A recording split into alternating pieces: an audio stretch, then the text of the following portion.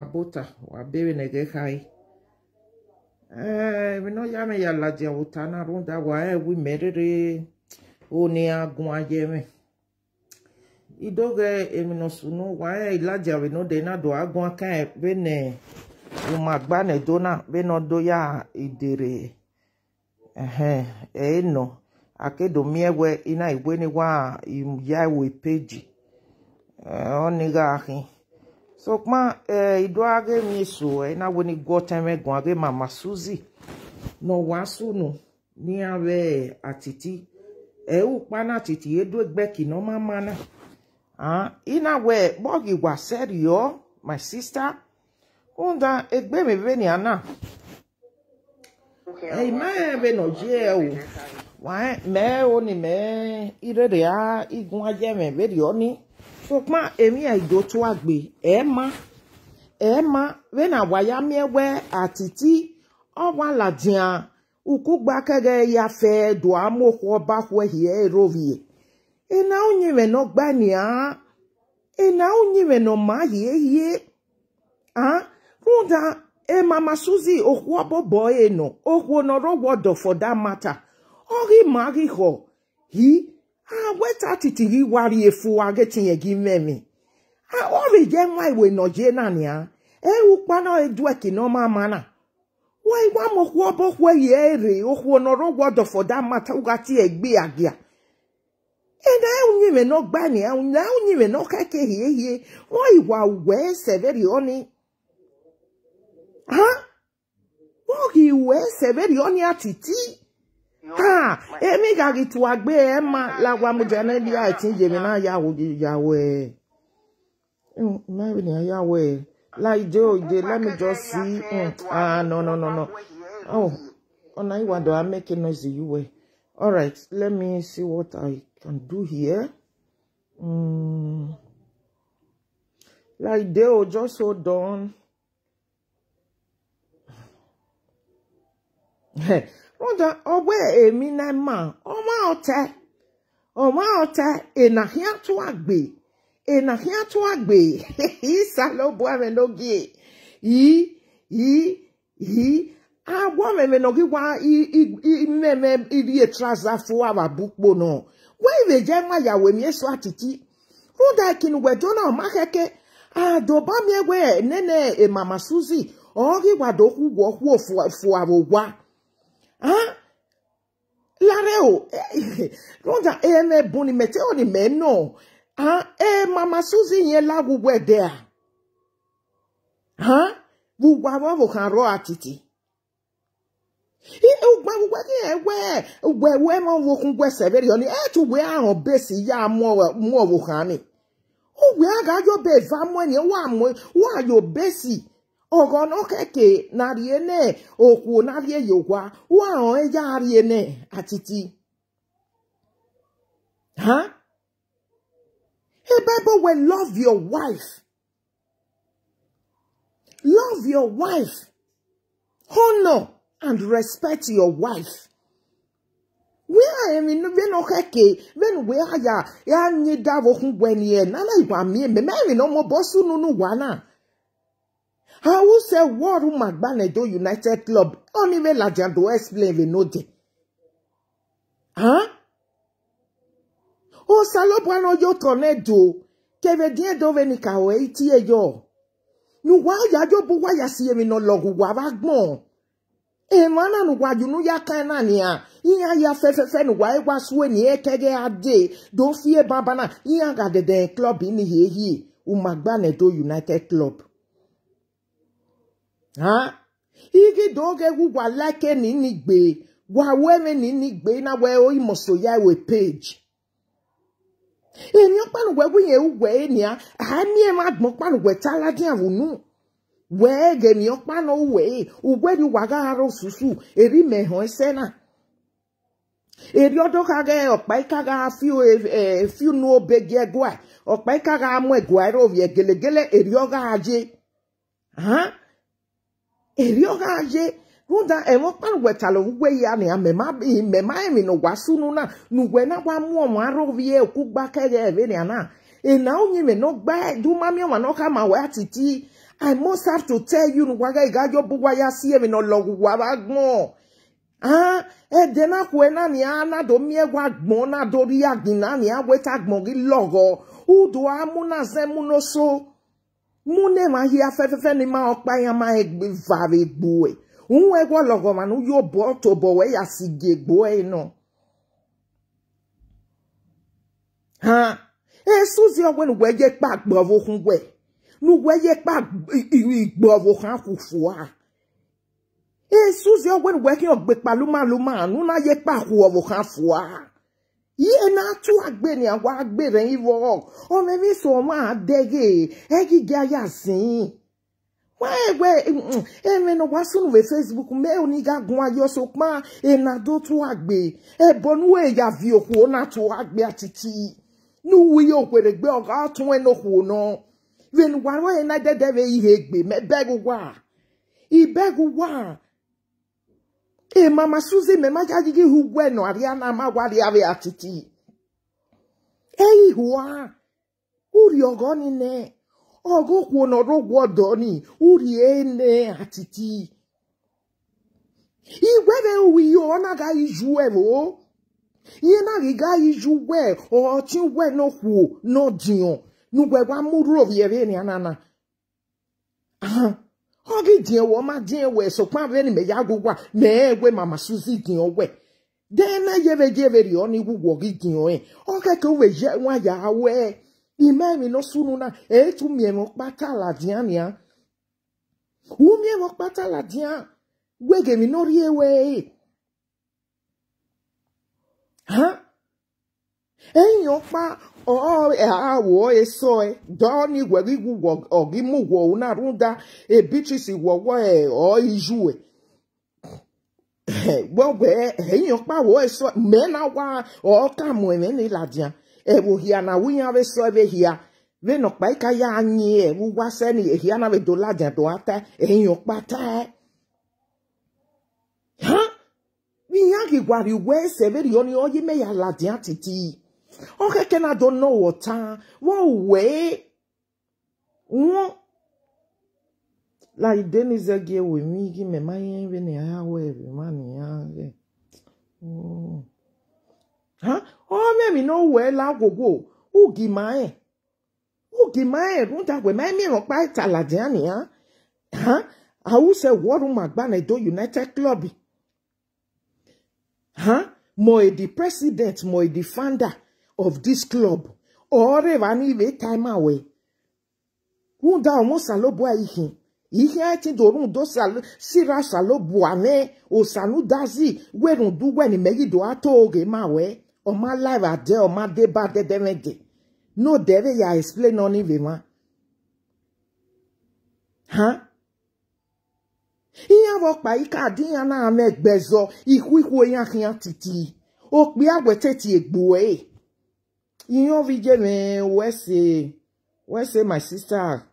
Thank you. God bless you too. God bless you all. Waya wabota. Ena to agbenia. Na de ma hi. Bena go mano meme. Bena go mano rie fua.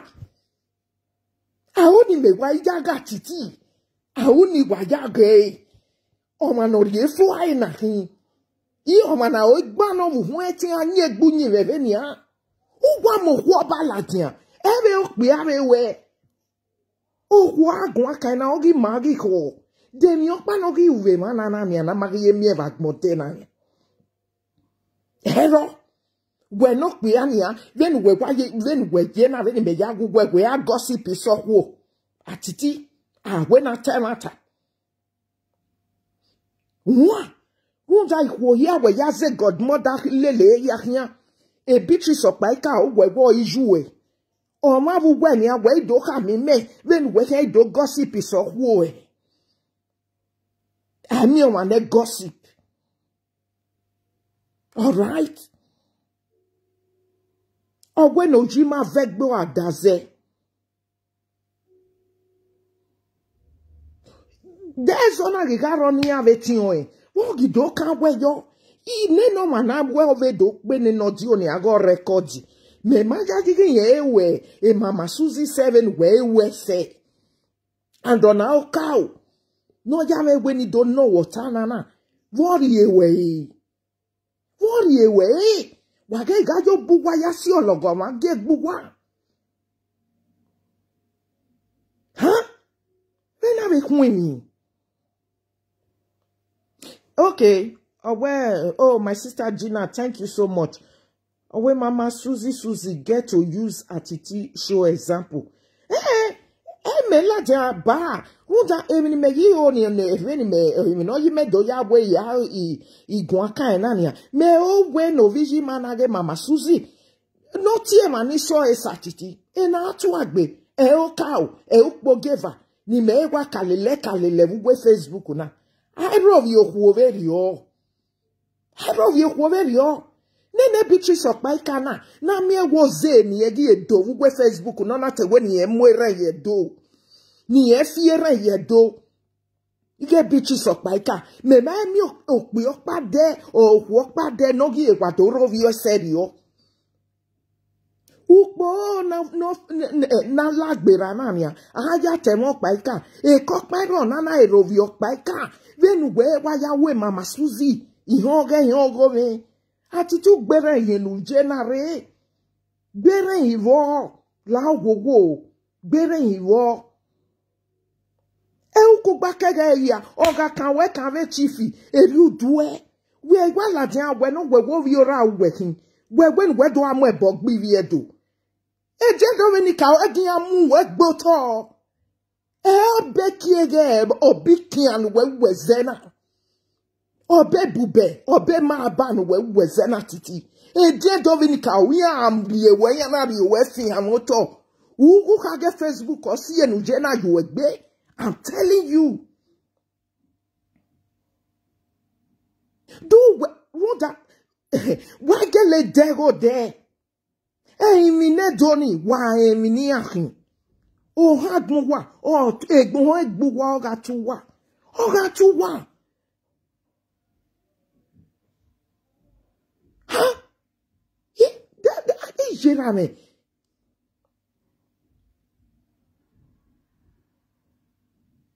Okay, away Atiti no be Bini, no correct Bini Mago, come Facebook, they disgrace himself. At all.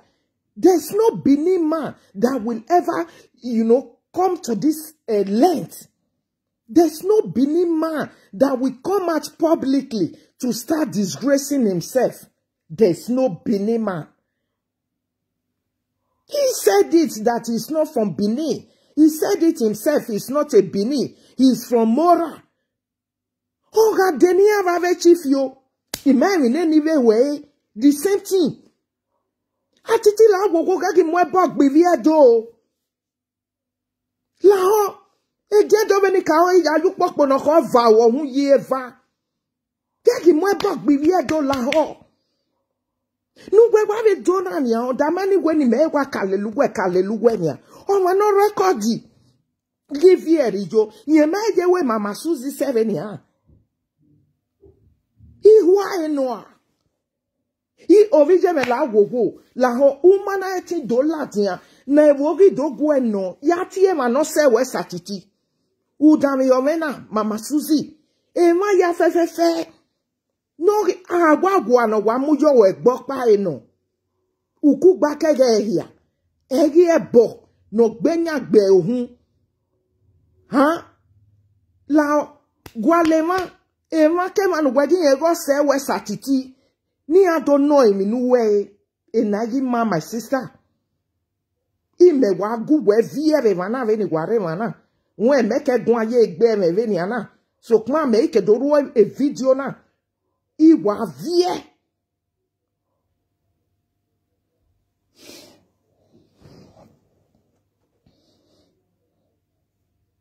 okay.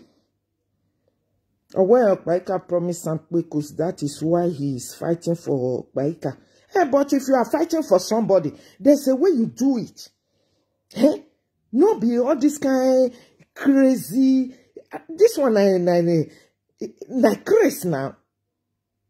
This one like madness. This one is madness. And each time when it matter, they come. It's always like this. Yeve to him do. He attitude to do no koku any. La go to him. To he do attitude. He do ye boy yak beli my mowa. Owe gbovi me okunu oji. O bona yak gbovi wa ave ya si ekegbe. O si e wa be mi egwo wu yan na be muima gbeso kede. Emi na nani agwa ve vio e kwa borion. Eri o se. My mom money bok bele atiti. Ya do ye boy yak beli my mowa. La ho go vi ora na atiti.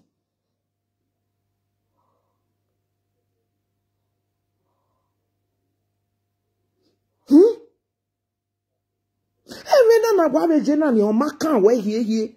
E woro we recording.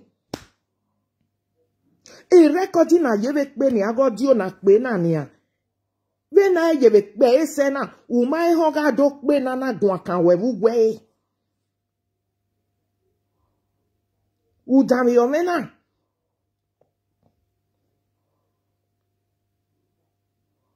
Tu dami ma be audio ne mi agbon je na e meaningless audio na.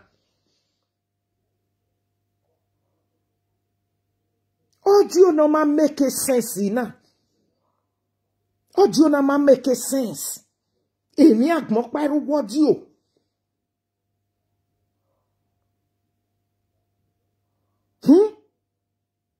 Amaka bu audio na ya kidnapping ma.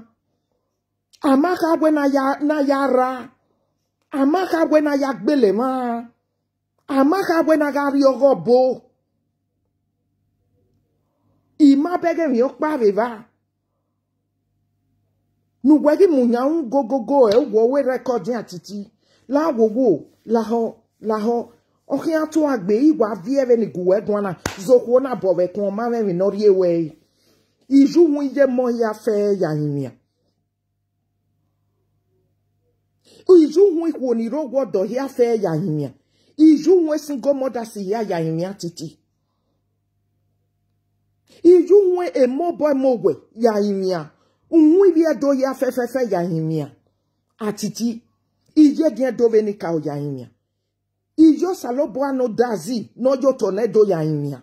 Atiti. Ije bokpa nya ya himia. Zoko na bovekun. Ai wo ma veni ana venu ewe se. E u pa no ewe, e u pogeva.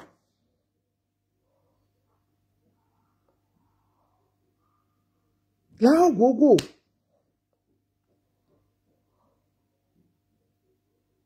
Nu webe wi o were gbe.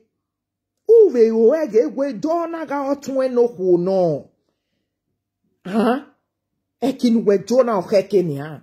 Do na ga otun enoku we arun pana do ladian. Do amo otun enoku o jaga ave ni ana.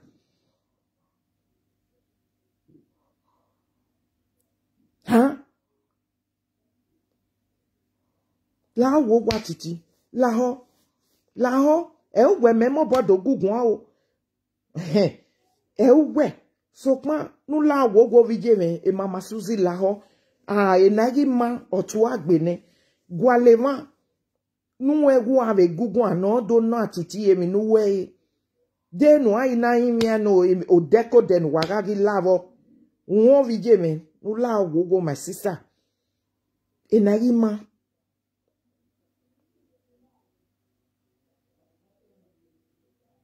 Okay, when me not see, oh, Sister Gina, thank you, my sister. Thank you. When me not see anything for the audio. Just that Mr. Lawana evil. My sister, audio will not make sense. Una don't see this kind of audio for na life before. It not make sense. Eh? At first, when me had to listen to the audio, you know, I was kind of distracted. I can't say because they always call inside or to the talk put. Now it make me not focus. So later I now say, okay, let me remove that aspect of it to focus to really find out what is inside this audio. This almighty Nenemi audio. So as I focus reach up till now, I no see anything. Say this thing I make sense there. Or this thing be one important thing. Eh? Eh? No gi wa be levani. I give me room da ve ni me gi wa ya gin. Mi ke mi ni wa we ni wa ri owe yi we ni ya yin so to ho na for nothing. Na onyi me no gba at all. Evani eyin gi wa mu di ayi. Ha? Ruda wa mi ma gbon pa wonu e a. Mi ro pata lo. Odo ka ri oru magbane to ve no na ewu magbane to e peji wa no. O ike va pa o we ri aga ro susu. Ma gbon pa ro. O ke va pa o ya togo pa ika. Ma gbon pa ro. Ha? Wo mana gi gwa uwe se ve ri oni atiti. Ila wogo. O wa u me ipe aya agwa ina titi. Nula ho. Webe wege wona ga otun enoku. Awe oviera viju e otun enoku wegbe no. O iju eto bu iju eno wa bi weku heri. Webe joni ya wegi. Wo I atiti la wobo la rienwa yuhun my brother. Rienwa yuhun. La because when waya nyugme so oye na mi ewerere we magba. Oni wayage we me yeti to ge mawe unda o manere gba ohun eseti do anye gbunyi me dan we una egi eve no ya viola o we no ya nya na wuwe translation wa ga bale cappuccino we mi no zin yuwe cappuccino we no ya viola my brother ya gba oge gbu e atiti o enu ga o viora omo salobo ihin Oyo sana oji mahia fe okeke temata mawe egbe mara we ya gba oge gbo atiti venu we ya sola o we ken we na bale cappuccino zie mi yuwe cappuccino ni o ma no hugwe o se je mo ihin iye egbe mara wa atiti ya gba oge gbo ye ti do to oge mawe ya gba oge gbo o me mi no we Emi ni oje ve pushi we no ve we anana imi we ekpa ewu ya huovo hanfua o me mi no watiti edo amoge Facebook na ya gwa onu do awon yo ke do etin do gba oge we ya gba oge gbo won ve no riri aje ihe agwerun dunyi me dana hia ni anu nyina ni edo temata nu hu eme mawe won ya gba oge gbo ena rokpa sove nu all this saga here and there nu do ya mu ni rovi ni sewe rovi na we la gogo mami ya ni wa ha ni we carry on my brother bege iyeti ewe ni awoteme iwa yin mi awe la gogo ya gwale mi no we won ogwe na oga bo won po ni ya like Facebook awon ni we saga na o me se a Ima mi gbogbo na de oga bo okeke ni temata mawe ne ma do akpe we je wo so eden wa igage e ma igage ori tala we fua no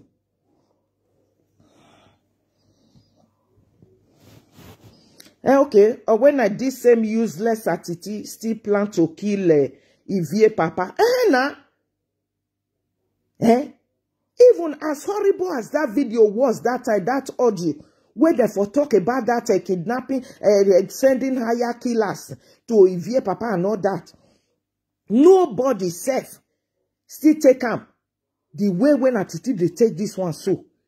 Whereby inside this one now we not hear higher killer, we not hear kidnappers, we not hear robbing of bank, we not hear where they for one go juju. Nothing of such. We not hear murder case.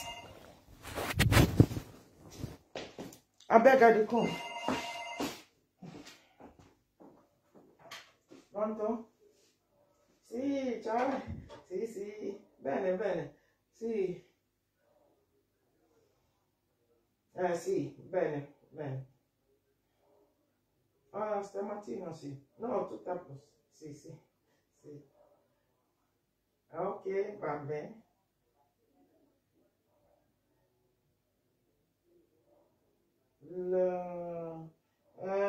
Sciarotto del carta. Quello là del carta, sì. No, te l'ho mandato su WhatsApp. Già. Sì, stamattina. Vabbè. Sì, sì. Per il resto a posto. Vabbè. Ok, ciao, a domani. Ciao.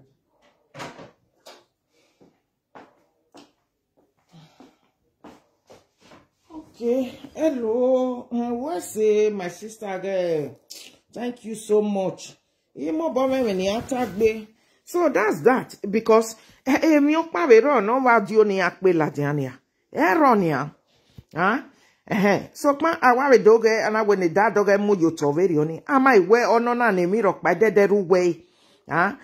Emi ro pa ru wo di oni ape na ni me ma bege mi o pa we va ni ye. Ah? E o makwe be vai gossip. Egbegwu emeria ya gossip hai. E gossip is na hiania. It's not a gossip, it's not a audio. Just a normal talk. Area ya gossip. E ma bege gossip o pa wa ma audio. Why na wa ladia ebe onakpa ege ya nemewe wa ya dere ri o waye my brother when you what I know I will advise ya gba ogegbo and for the meantime my sister no la wo mama Suzy la ho tiema la ho webe tiema ni webe we aye manive ise na gugun aso won man webe wo ve se we satiti ni ano ta na mania odi mawe koi o wadi mewe koi kakabo adatiti mami ewowo ni wa ya wa pe we jina o ma ko ma no gi pe we jo so pa o kon na mi ewe mo pe we jo ogugwe na ga bo be ni yage we understand okay ke imai ni adota ni edo ya teme ni gaita so yagba ogegbo my brother atiti yagba ogegbo won cause ma agwa gugwe isef yi we ma nu ugwe vuleko ni ugwe wepa won in some occasions yegi egenu yasula oni we ma agenu bado ogi etu nyanya ogi etu sula ogun ogi ebenu nyanya ya uwa o me na ezegbo meme evani ukpewe anado tu ofu wa be na ge ekmomo imami no gire oni gikin udame we wa gbe do look ugly because it may like ugwa ma egun yin me dana ona bungbe when ate o ma no mose we do kin o ma no gi kekwa o ma iga gugwe o ye na mi ewe wo gi ikorin ose wo tu won agbon na tami yo e ma yeye la gogo adu egbe kiveni ana adu egbe kiveni ugbe okwu onoro wojo for that matter who did you apiti iwe to di you about you sa who did you ya makoku hie umeme numa na umeme hey imate oni teme na mawe so pa odamegbe odamegbe